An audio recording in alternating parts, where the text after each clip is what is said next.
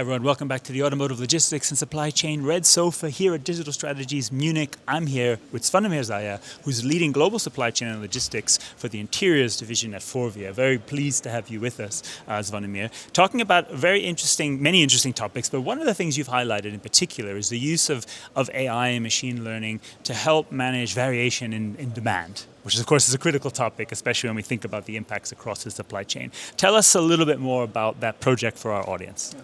First of all, thanks a lot, Christopher, for the invitation. And for sure, I would like to give you a little bit more insights about our use case. So we've been working, in the environment of demand uncertainty to improve our decision making within our planning process using AI simulation. So we have built a digital twin of our planning environment, and this was the reason for allowing us to run thousands of simulations in a few minutes to understand the impact of our decisions before we make the decision. So in the end, we could achieve a very good result of 8% of inventory reduction in our pilot plant while having no issues with our customers and having also no shortages with our suppliers.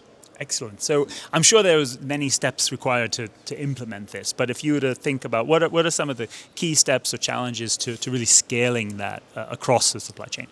Well, I would say, first of all, it's building the trust with the people, with the community. Because you come with a model, you have to explain it, what is happening inside, so what is the input data, the output, so you have to build a trust. Second thing, I would say we also have to make sure that the data is delivered, it's available, it's accurate, and also how do you integrate that system into your ERP landscape. Great, so those are some really clear steps. So again, in this event, we're hearing about a lot of other use cases of AI, agentic AI, Gen AI, in terms of how it can optimize the supply chain for greater resilience. In your view, looking at your own roadmap, where do you see hype, where do you see reality, where do you see the best opportunity or some of the best opportunities, other examples to use AI in the supply chain? Well, I would say, our use case that we have been doing in the field of demand planning, demand arbitration is showing that it's feasible, it's possible. Further, I would see using it for inventory optimization or running predictive analytics.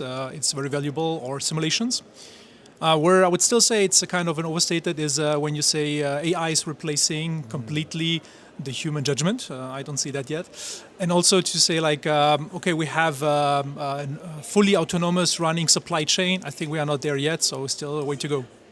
So that's a great point to pick up on, and I think that role of human decision, the values that humans add. As you see that roadmap progress, where do you particularly think that remains and will remain critical?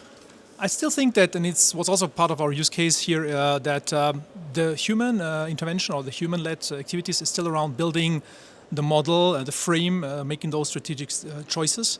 Whereas on the AI side, I think it will come to maybe run, I call it the detection of patterns, running simulations, that in the end, AI is going to give the recommendation, but the final decision is still made by the humans. Absolutely. And are there particular skill areas, skill gap or talent that you're focusing on, whether in terms of training, upskilling, education across different levels of your organization?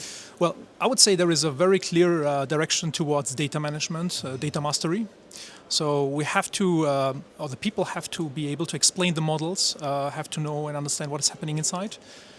Still, I would say that we see even roles here exploring the market, like data engineers, simulation engineers, digital twin analysts. And then also, I think the skills to go towards scenario thinking and automation management is something that I do see as the next level. Yeah, and I think maybe just a point you showed during the presentation some really great examples in the factory, some leading examples of automation. So do you see further opportunities and advances in areas of physical logistics automation across your plants and operations? Yeah, well, we do see it. I mean, the first part is always to run automation. It's the first level.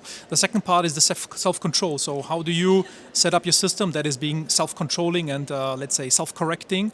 That I would see as the next level as well in the material flow area when it comes to AGVs, for example. That's the next step, I would say. Absolutely. Finally, last question, Zvonimir. Look, we're coming up to the end of 2025. Obviously, we're new year ahead. It's a time to think about goals, objectives. What are some of the key priorities and goals that you're setting with your team and organization for the year ahead? Well, I think for the next year, for sure, we want to further scale our digital twin model across more plants. Second, I would say that we have to also follow the increasing the visibility of risk detection in the supply chain. Also, we have to further bring AI capabilities into our S&OP process or even into the whole logistics system environment, I would say. And then the most important part that I say, the last is to develop our people, in the skills of the supply chain and digital to really focus on that. Absolutely. People, data, we keep coming back to these topics and that will remain. Zvonimir, so great to speak to you. Thank you so much for sharing this insight with our audience here at Digital Strategies and more widely. Look out for more to come from Zvonimir and the event here, but thanks so much. Thanks a lot for the invitation. Thank you.